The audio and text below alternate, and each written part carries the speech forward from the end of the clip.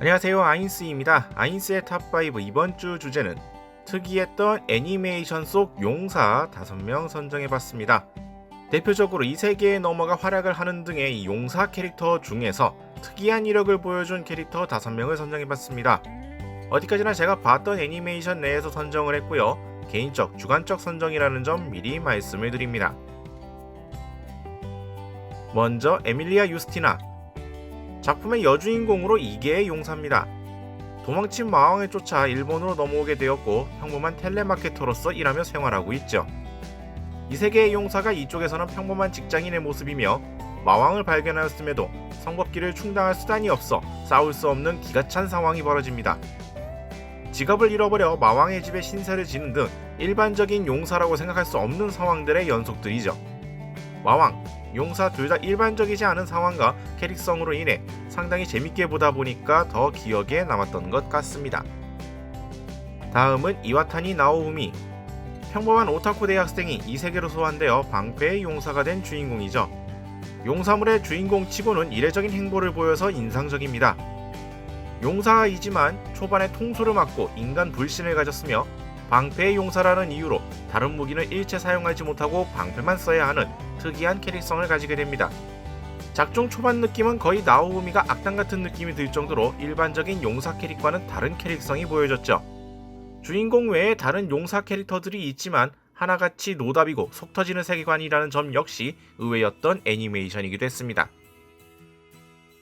다음은 용사. 캐릭터명 자체가 그냥 용사인 주인공입니다.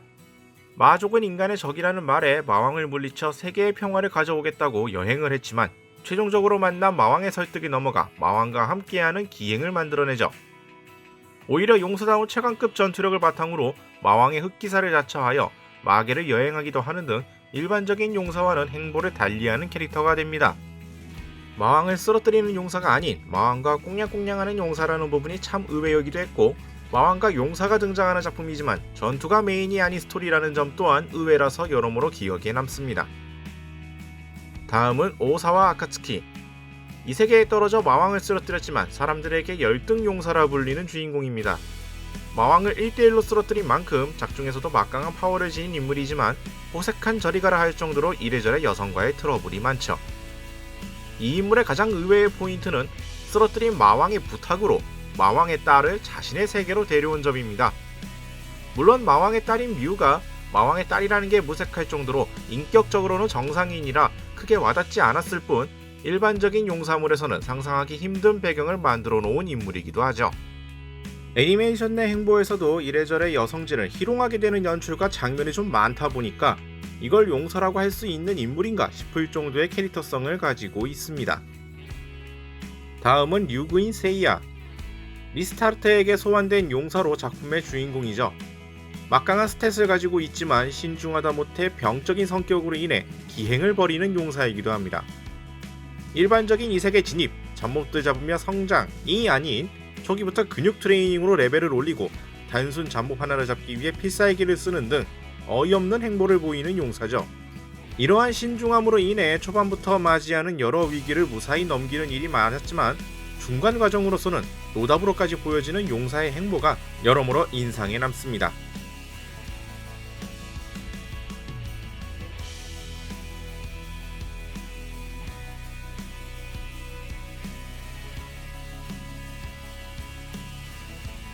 자, 오늘은 특이했던 애니 속 용사 5명을 선정해 봤습니다.